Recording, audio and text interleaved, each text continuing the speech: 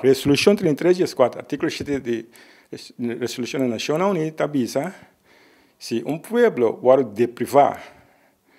de seu direito de autodeterminação e vai submeter a imponer regime colonial a regime ajeno, governação ajeno ribanan,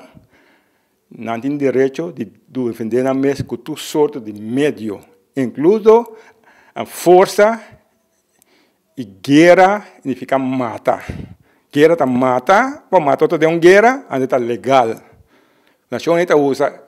posto aí, para hora na guerra, na tiroide não mata, só de mais matar outro ainda, para você estar contra ele, mas em guerra você mais matar outro, só você está algo legal. E tem caso de autodeterminação, esse é um ponto fundamental que a nação unida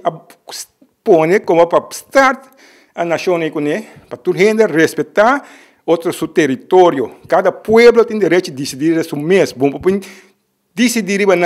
com uma trampa, ou lá atrás, trampa, para que nós, no final, sendo está mostrando que não de acordo com uma coisa, nós nunca não vota para dentro de coisa aqui, a imponer o pueblo, o governo está parando o pé,